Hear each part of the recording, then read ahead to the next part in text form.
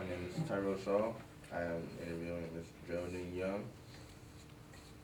Today is Tuesday, January 18th, and it is approximately almost 1:40. Let's go with that. Okay, Ms. Young, were you born in Nassau? Yes, I was born in Mansfield. Okay. We're at Yes, on Franklin Street. right. And have you been on Franklin Street like all your life, or have you moved? No, I moved around. I lived in the Oakenwall district, what they used to call the Watchworks, and then I lived on Second Street, and spent a lot of time in the Flats, which is this area they call the Flats. But I grew up on Oakenwall, which is the Watchworks. Do you have any siblings? Yes, I had. I'm the oldest. There was 3 boys and 3 girls. What was your family like? Well, it was big.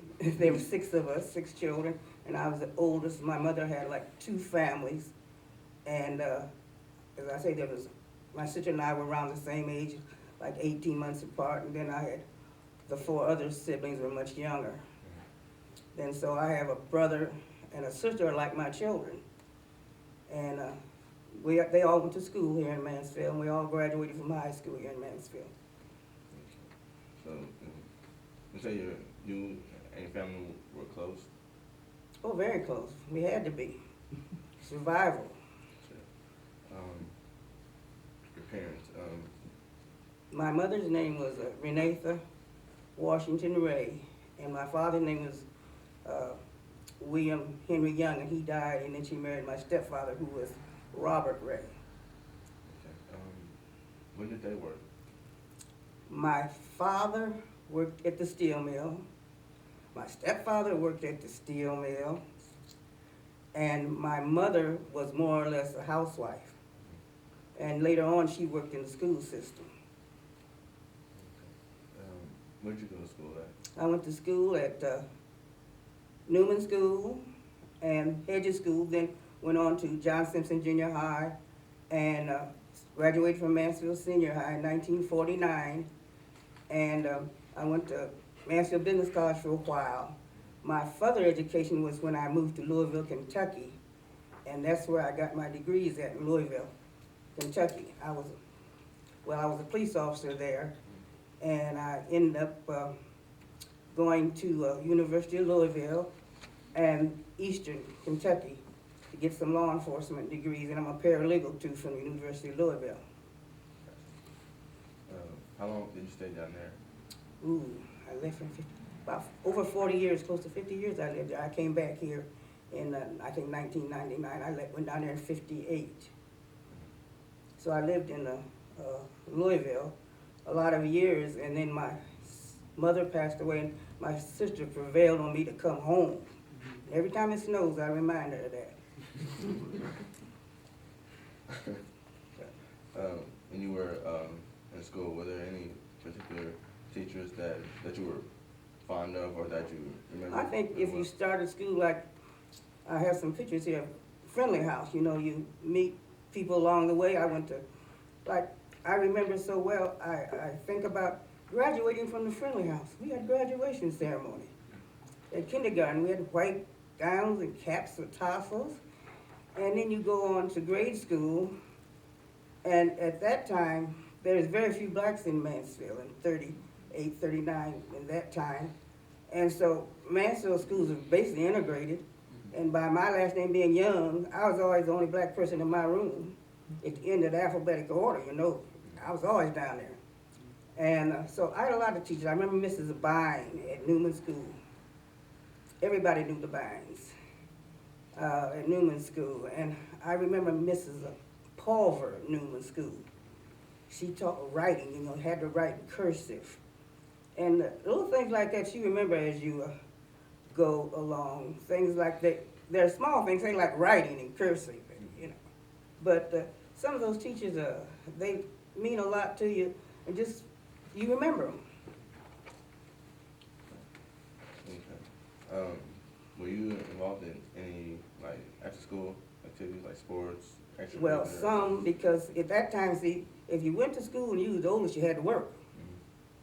And so after school, a lot of times I was working.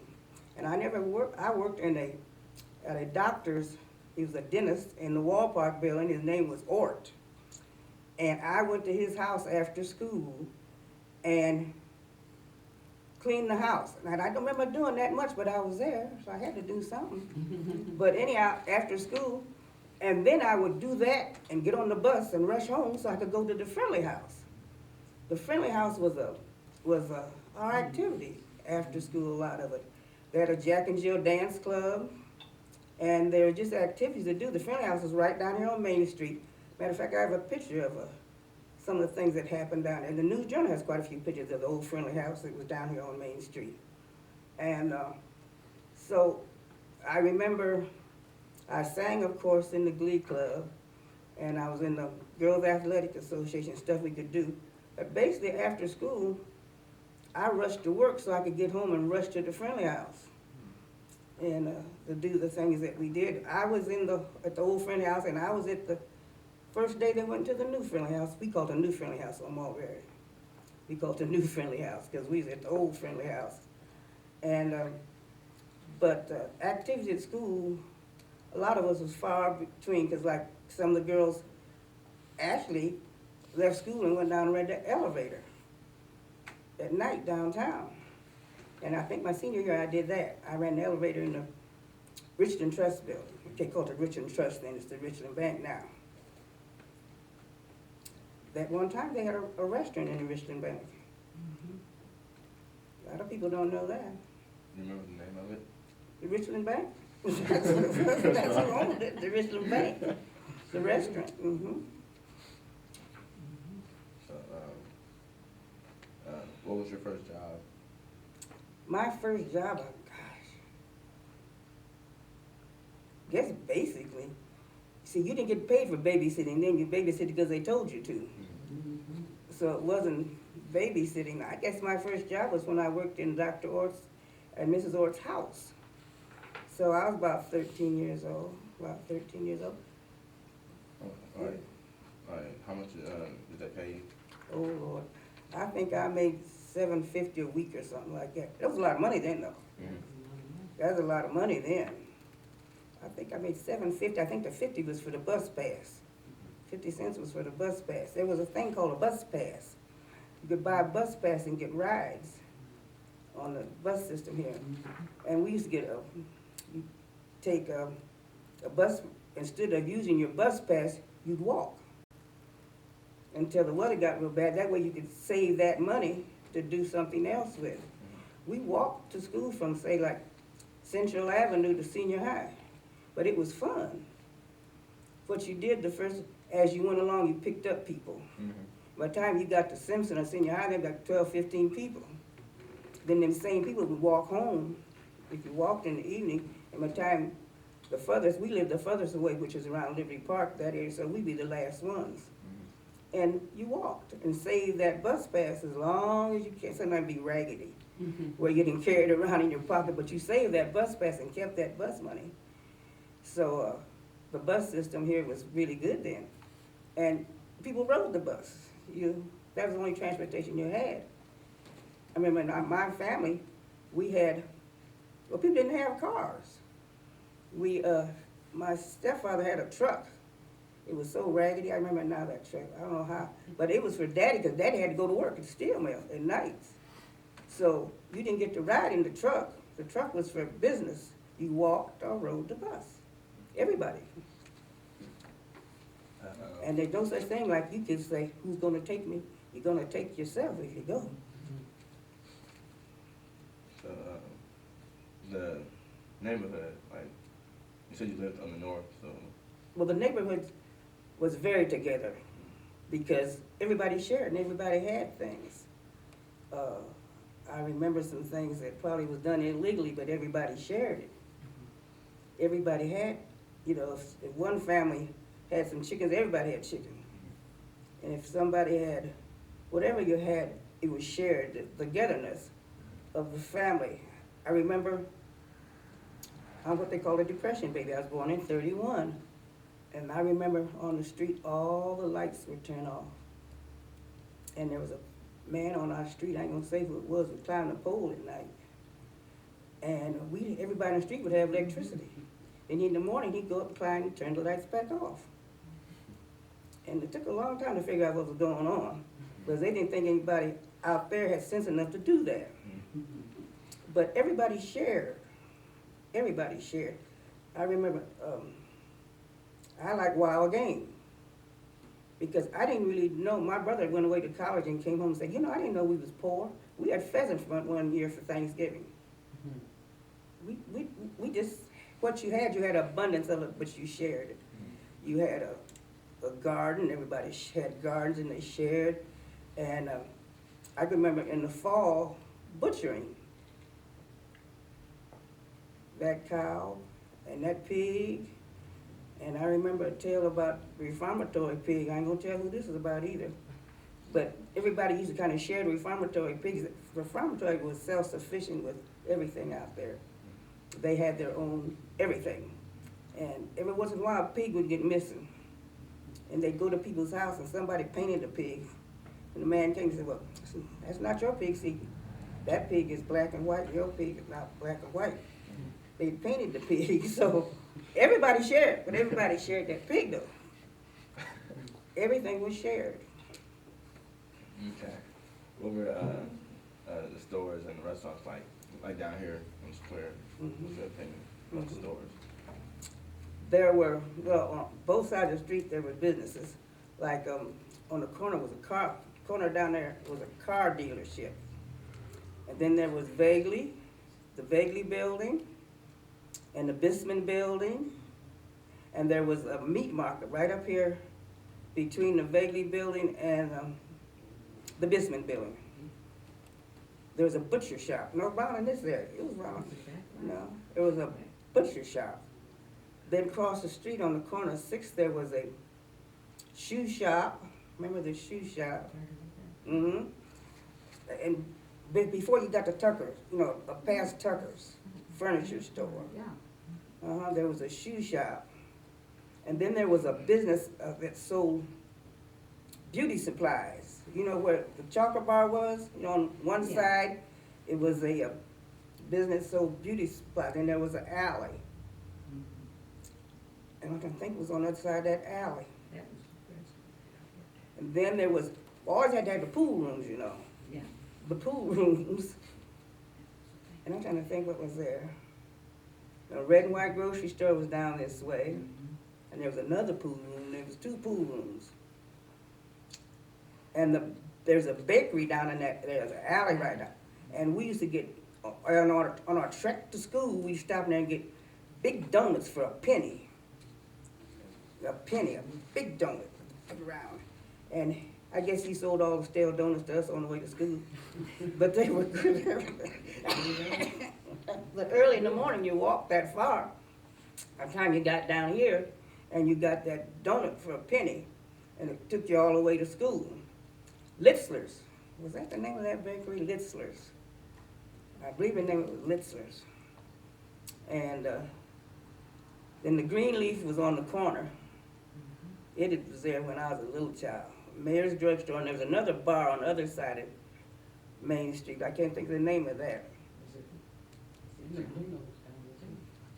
No, these are all white bars. Black people weren't allowed in them bars then. Them two, then. Which one? Not then. Because the Greenleaf was on one corner, the car dealership was on one corner, Mayor's Drugstore was on one corner, and another bar, a nightclub was on the other corner. Then you're going down toward the Friendly House. The Volunteers of America was down that way, but not where it is now. There was a big house down there that was the Volunteers of America before you got to the Friendly House. The Friendly House was on that alley. Did the Volunteers of America, did they, like, was that a big part of? The black people weren't allowed to go to that either. Oh, okay. Yeah, but it was there, great big house. Great big house. And then you got the Friendly House. And the Friendly House had a big iron fence all the way around it. There was a house that the Gimbles that ran the Friendly House they lived at the Friendly House. And y'all remember Mike Wentz? Mike Wentz was the director of the Friendly House. was one of the most segregated places in this city. Black and white kids went to school, the kindergarten together. When they got out of kindergarten, the Gimbel split them. Because you had white clubs and you had black clubs.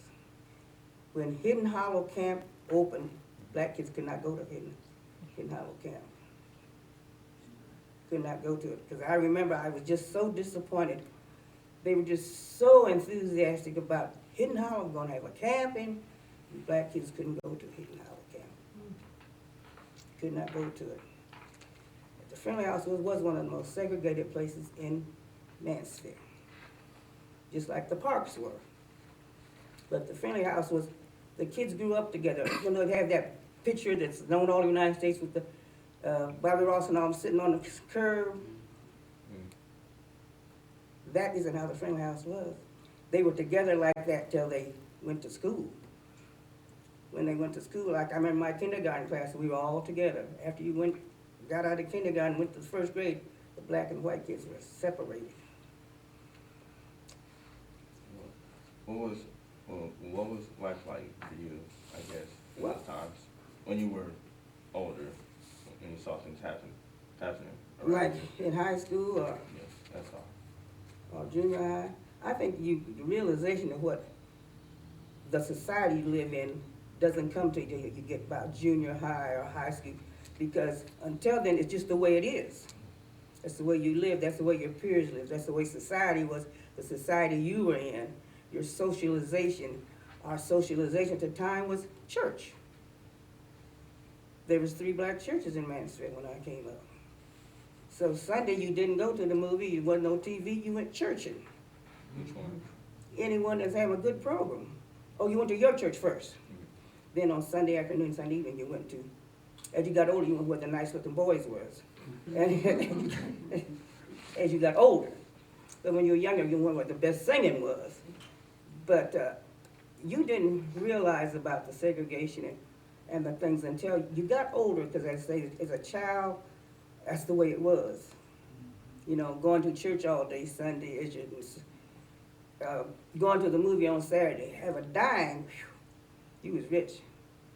Got into the movie and had pennies left over to get penny candy for a nickel. You could stop at Zemke's down on Gray Street and Wayne and get a penny bag of candy. You took you all day long to pick it, but you got a whole lot of candy. And church, you went to church all day Sunday. But that's the way our society was, and that's the way you accepted it because you didn't know any better, because that's the way it was. As you got older, you realized these things. You went to school and you saw the white kids go one way and you had to go another way. You saw the things that happened at the Friendly House. You was disappointed with not being able to go to Hidden Hollow Camp. You was disappointed about a lot of things you could not do, that you see your peers. I graduated from high school in 1949. There were, I think, only 14 black kids in my class, and one of the biggest classes the senior high ever had. That's when they decided to start talking about having 2 high schools. And I think the only reason my class was that big because there were some young men that had been in the Army and they let them come back and finish high school and graduate. But so many young people had to quit school and work. And they worked in the steel mill and they worked at Humphreys, manual hard labor. And there was only, in my class that graduated, there was only, of the black kids that went to senior high, there's one car. The Klein boys got out of school at 3 and worked at Humphreys from 4 to 12 in a foundry. And that's why they had a car. And these things, you didn't see anybody else in senior high in our class that had to go to work in a foundry. These kids had to go work in a foundry when they were in the 11th grade. And then most of the time they spent the rest of their lives in that foundry. Like my stepfather, the Ray family, they spent their whole lives at the steel mill. He went when he was 16, and when he died, he worked at the steel mill. We used to tell time by when the furnaces would go off. You know, you didn't realize Oh, it's 2 o'clock, number 4 went off. Well, you was a child, you know number 4 was, but you know what the adults said. That furnace went off at the steel mill. So you didn't realize that the limitations. And you know, you hate to talk to the young people about what I had to do, you don't understand, but they really don't understand. Especially the women, and I'm really saying the women, black women, had to be in the fore to raise their children, to be abused, to take abuse, to raise their children. And the men took a lot of crap too, took a lot of, but it was hard. But as I said, when you were younger, you didn't realize until you started getting older the things. And my family stressed education. But some people couldn't stress education, they had to go to work. You know, they wanted their children to get educated, but survival. Like I say, people don't realize that thing you learn in high school, survival of the fittest, that's what it was. The Depression, the WPA, these organizations that Franklin Roosevelt started, the 3C camps. That was the lifesaver for men. That's how our bridges and our parks and all that you all use now were built during the Depression.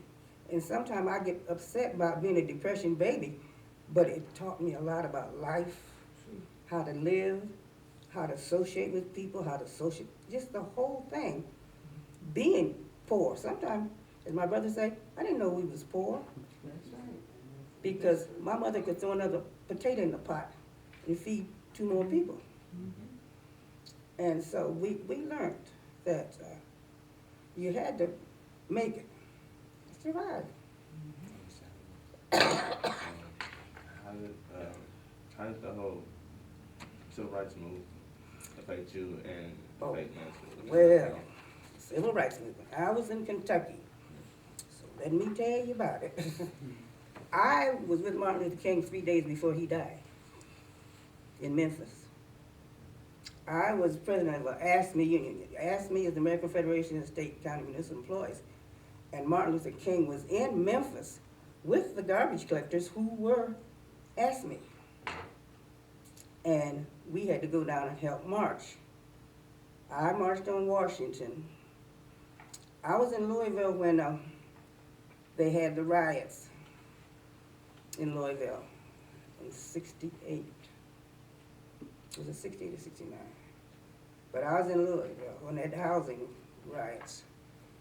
And I can remember so many things that happened. I was on the police department. And I can remember there was a city council person in Louisville that was out, and she got handcuffed to the telephone poles. These are some funny things. Got handcuffed to the telephone pole. No one would claim who handcuffed her to the telephone pole because they didn't want to get in trouble. From then on, we had names on our uniforms. We didn't tell them. But through the civil rights movement, I was in Kentucky. And, you know, in some ways, places in the South wasn't bad as some places in Ohio. Mansfield is one of the most segregated places you could be. Mansfield, that's why our young people leave here. Mansfield, you know, when I came back here after so long, people said, how could you come back to Mansfield after living in Louisville? I said, it's home. But the civil rights movement, being marching and being called names and had things thrown at you, and when you're just doing what you as American citizens should be able to do, it's hard. It's hard. And I don't wish it on young people. In a way, I wish they knew about sitting at the counter. I remember young people sitting at the counter at Neisner's in Louisville, Kentucky, not being able to eat at Neisner's. And young people now take all this stuff for granted. It was hard. It was hard. And as I say, we took stuff for granted for so long, but after a while, you knew that things were wrong and they weren't right. And so many people didn't do anything but sit back and say, woe is me. But the people were out there in the front marching. I marched, and not to the extent that some of the young people, You know, I could have gotten in trouble a lot about marching, because I was a police officer, I wasn't even supposed to take sides. But I said, well, fire me, I'm gonna go, you know. And my excuse, I was president of the union, so they couldn't very well do anything to me, but I guess they could have. I guess they could have, but it was hard just to sit back and watch people, like the housing, the busing, Brown v. Brown, you know, the different landmark suits that went through the federal courts and all. You know, just reading the cases and why they happened and how they happened, and how they went through the courts and how long it took them to go through the courts. People don't realize how long these lawsuits were in court. Years, just to say equal education. Just because you build a school, a shack over and put the kids in the school, that's not equal. It's not equal. Because those kids, it rained on them. When it rained on them kids in school, but it didn't rain on these kids in school. These kids had books, and these kids didn't have books. So that was supposed to have been the equal education in the South. Voter rights. Oh, that's so important. People don't realize how voter rights are. So how the poll tax in the South. I remember telling you, poll taxes were, if some places, if you own some property, you paid the poll tax. Some places, if you owned a mule, you had a poll tax. They always talk about my great-grandmother. She owned property, so they told her to vote, she had to own a goat. Well, she had cows and pigs, she didn't have a goat. She did not have a goat, so she couldn't vote. But the man down the street, he had to have a pig. He had a cow, but he didn't have a pig, so he couldn't vote.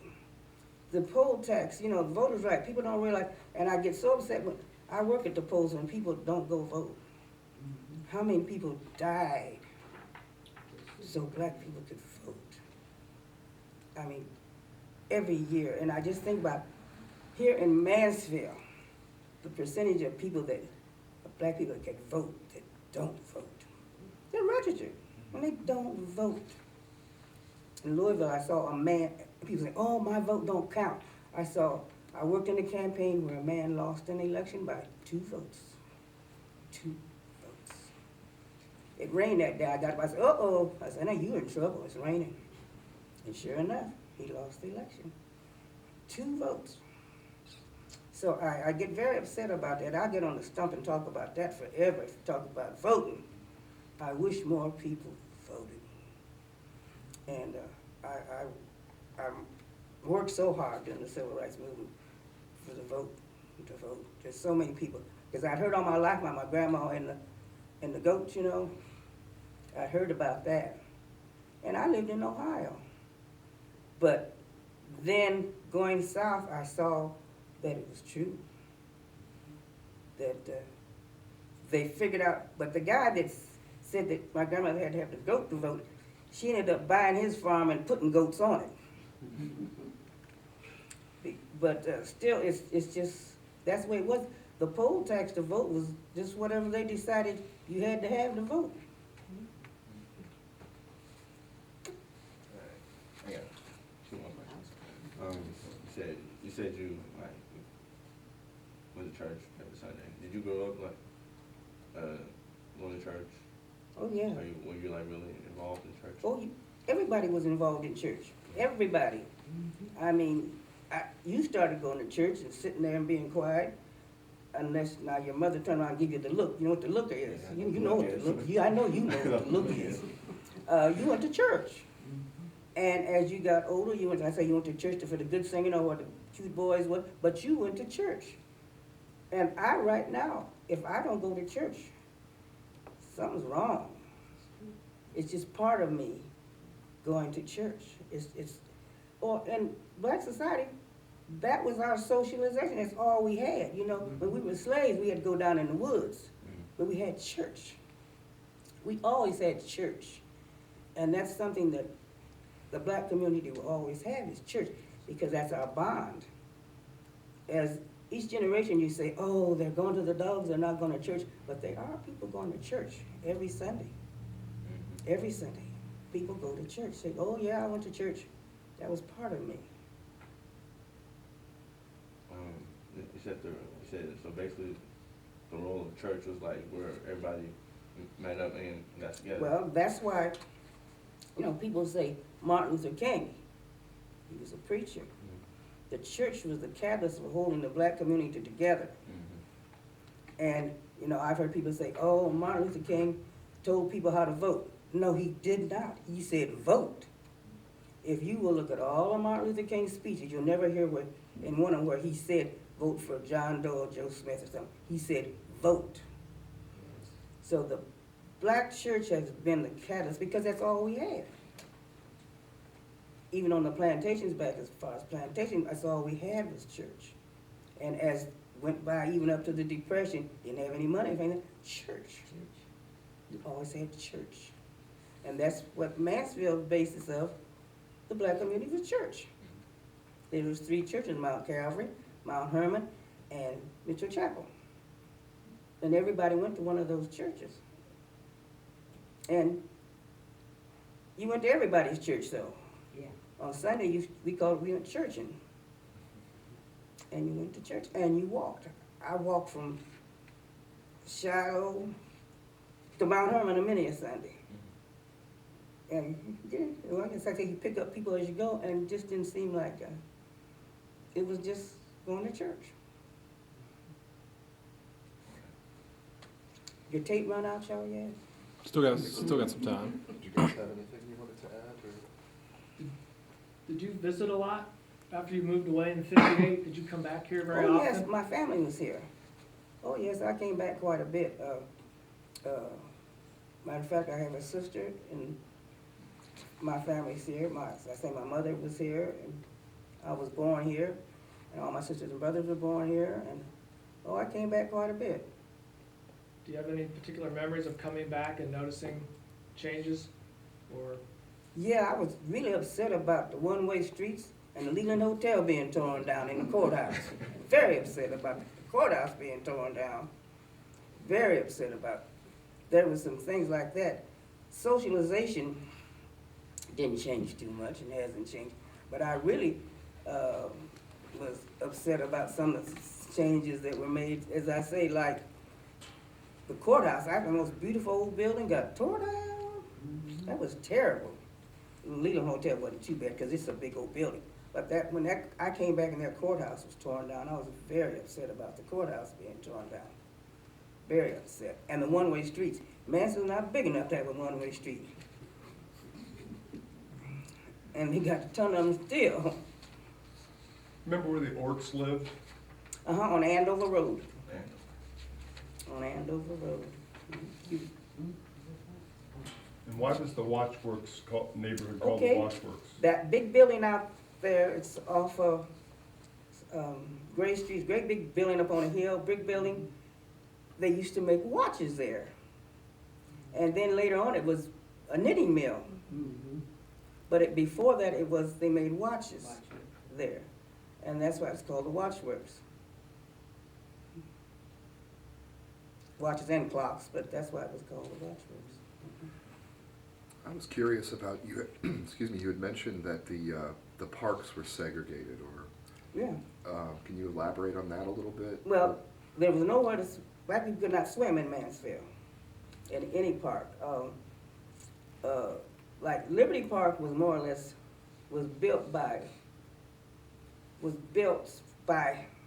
Germans, the German people that lived out that had that built. And black people helped build it. But they could not swim in the park. They could not swim in the pool. Now, in the winter, we could ice skate together because it was, ski down the hill together, but we could not swim in the pool. And now the city recreation had, in the summer, had things out there, arts and crafts and things. You could join in at that park, at Liberty Park. Now, North Lake Park had did you know North Lake Park had a roller coaster? Yeah. Had a roller coaster. And I remember the picnics. There were big picnics at North Lake Park. But the black people had to have their own picnics. They could not go to the picnics that other people had. And the parks were very segregated, very segregated. Mhm. Now, was that was it officially enforced, or was it just something that was an unspoken thing that you I never think it was did? just an unspoken thing. Okay. Not about Liberty Park, I don't know. Because, you know, a group of Germans got together and bought that land and all to build Liberty Park, so it might have been something written, but I've never heard it. But there was some documentation, I think, about Liberty Park. There was, because I think it came up when about naming the park after Martin Luther King. They had to go back and get the people. They just couldn't make them do it because it was more like a private thing. I see. Liberty Park was the Mitches, and I think they got sent. Frankie Mitch was in California. I think his father was involved in it. But now, North Lake Park was a city. It was a North Lake, Middle Park, and South Park. They were city land. It seems to me that I remember that the roller rink was segregated, Oh, is yeah. that correct? Oh, Monday night. Monday night. The only time you could roller skate, Monday night. You had to go on Monday night. Like we danced at the Friendly House on Wednesday, and you roller skated on Monday night. You had your time that you had to be there. At the movie, you had a certain place you sat at the movies. The Ritz Theater, you knew you sat on the right side. You knew where you had to sit. You knew where you had to sit at the movies. You knew where you had to sit. And as I said, when I went to Kentucky, and the first time I went to South, I realized then that how much Mansfield was like the South, segregated. Only thing the water fountains didn't have white and color. That's the only thing different in Mansfield and going down south. But you knew where you were supposed to be and where you had to be. Do you remember like the Renaissance back in that time when it was like the Ritz or something? Oh, now the Renaissance was the Ritz Theater was right up here Right. on Main Street. The Renaissance was called the Madison. No, the Ohio Theater. Ohio Theater. And the Madison Theater was down there where you know where the Farmers Bank is? Next to it. There was 4 movies here. One up on the square. Yeah, the Park Theater. And the Ritz Theater right here on Main Street. And on Park Avenue was the Madison and Ohio Theater. Were black people allowed in those places? Yep, but you had to sit in your spot. In your spot now, always on the right side. Wonder why that is. Let me think about that. Wonder why that is. Always on the right side, And you know, when you work in the theaters, they have right, left, and center. Well, you sit on the right side. Well, anyhow, that's where it was in all 4 of the theaters. You know, and I don't think we were allowed in the balconies. At the Ohio and the Madison had balconies. I don't think we were allowed in the balconies. Only thing down south, you had to sit in the balcony. Yeah. The Ohio had a balcony, didn't they? That's where the Renaissance is now. Yeah. But I remember going to the Madison, Ohio, but as I said, it was, they had a balcony. We weren't allowed in the balcony, but we could sit on the right side. Were there any restrictions like, you know, the whole Montgomery bus boycott? Did you have to sit in the back of the bus or give your seat to white people or anything like that? Not here in Mansfield. Not here in Mansfield, you didn't have to. I never encountered that till I went south. I never encountered sitting in the back. Because the first time I was in Montgomery, Alabama, I'll never forget it. I just put my money and sat down and I kept saying, what's wrong with these people making all these signs and motions? I just sat down. But no, here in Mansfield, you could sit where you wanted to on the bus. Because I remember when they had streetcars here in Mansfield. And there was a thing called the Interurban that went to Cleveland. It was like a streetcar, like. It went from here to Cleveland. I remember the first time I can remember going to the movie. My mother put us on this Interurban, and I saw Heidi. You know how long ago that was? Saw Heidi. But the streetcars went straight up Mansfield, up Main Street to tracks. And that's one of the reasons I say Mansfield don't need no one-way streets. One way to go, up or down. What about Luna Park? Did y'all ever? Luna? Luna Park? You ever heard of Luna Park? In Mansfield? Luna, L-U-N-A? L-U-N-A. It was kinda like, I guess it was It's a like private place. yeah, it it had was a- roller coasters and stuff like that. I wonder if it was like No, the only place I know roller coaster was in North Lake Park out here. Oh, Luna didn't have like, That's what they used to call it. I think. oh, they that's what they call called It it? it was kind of a private development Private, right next to North right, Lake, I uh-huh. think, yeah. Okay. Because some people, like a country club owned it. It was like a country club, you had to just select people. But now, I remember riding a roller coaster at North Lake Park. I think that's where I got my fixation with roller coasters. I love roller coasters. And I remember riding a roller coaster at North Lake Park. It was raggedy, wooden, one of them wooden roller coasters. I just thought it was wonderful. Then we get to go down to Buckeye Lake. Buckeye Lake and Crystal Beach. Twice a year. In the summer, you got to go down to Buckeye Lake, and then you got to go to Crystal Beach. You really thought you something getting on that bus or car, going down to Buckeye Lake and Crystal Beach. You know, it didn't take much to make us happy. It didn't take much to make us happy. If we weren't happy, we were content. How about that?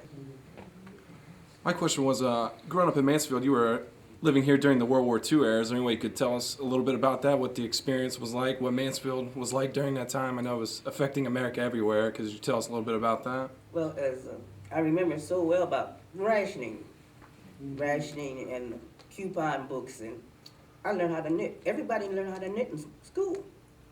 The boys, everybody knitted. We made squares for blankets for the soldiers, and everybody had to get inoculated. And I remember the rationing. I remember that real well because we were a big family, so we had a lot of coupons and stamps. And to get the sugar, get meat, shoes, tires, and gas. Everything was rationed. And women's hose. Then it got so there was none, you know. That's when the rayon hose started, the nylon, they were rationing and then they gave out. And then they started the rayon stockings. But the shoes were very important, especially, we was a big family, so we got shoes. We had shoes. Because I forget how many pair of shoes you got a year. I think two pair of shoes a year. So, I mean, my mother didn't allow us to go barefooted, so we had problems, but there was enough of us. Where the girls didn't wear their shoes out, like the boys, there were 3 girls and 3 boys. And it was very incumbent that my stepfather had shoes because he worked at the steel mill. And he was, he didn't have to go to the army because of his job at the steel mill, which is supposed to have been very, I don't know, I can't remember now what he did. But he had to have these shoes. And the meat, I remember, well, see, we had no problem with the meat because everyone in our family was hunters and fishers, so we had wild meat, wild game all the time. So we had plenty of meat, and I say they butchered anybody's pig. And so we, and gardens, we had huge gardens, the Victory Gardens. And the kids had Victory Gardens at school because it was like contest of the room that had the best garden and all like that, and collecting metal. If it was metal, now you know now people steal aluminum. If it was any kind of metal, it was taken. Then any kind of metal, metal was collected, and kids spent evenings and Saturdays collecting metal. Not the idea they got money for; the idea is for the war effort. And I remember V for Victory, the sign called V for Victory, and the V-mails, the letters that the soldiers could send, they were free, and it's called V-mails.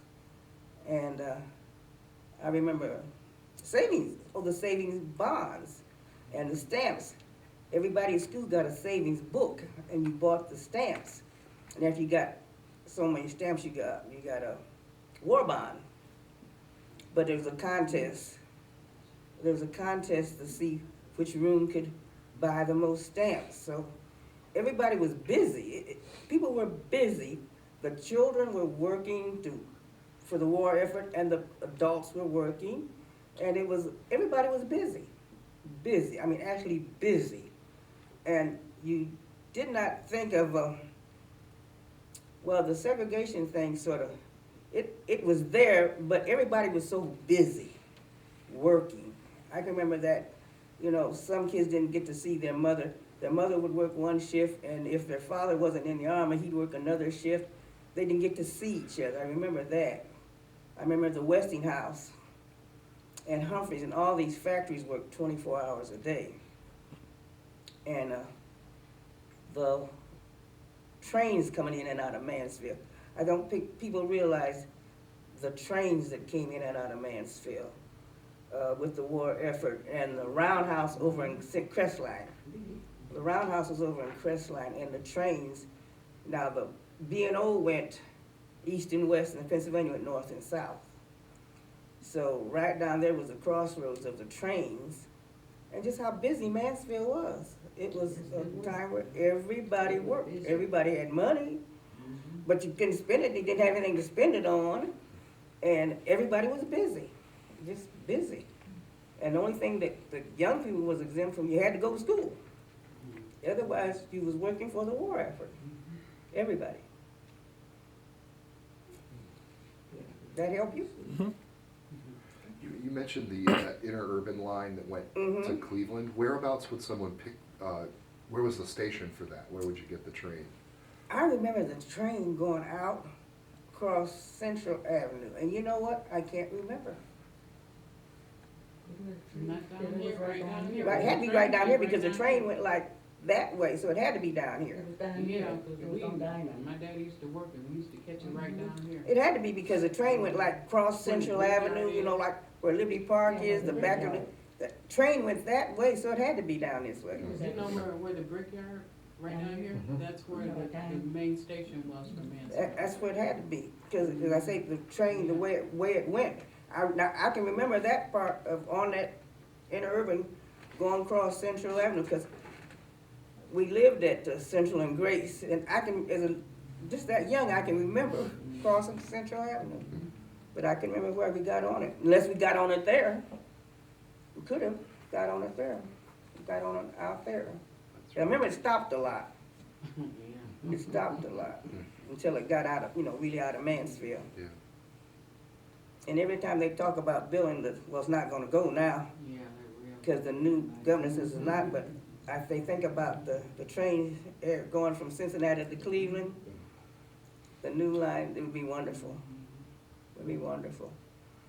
It would help Columbus, Cincinnati, Mansfield, it would help everything in Ohio if they had something like that going.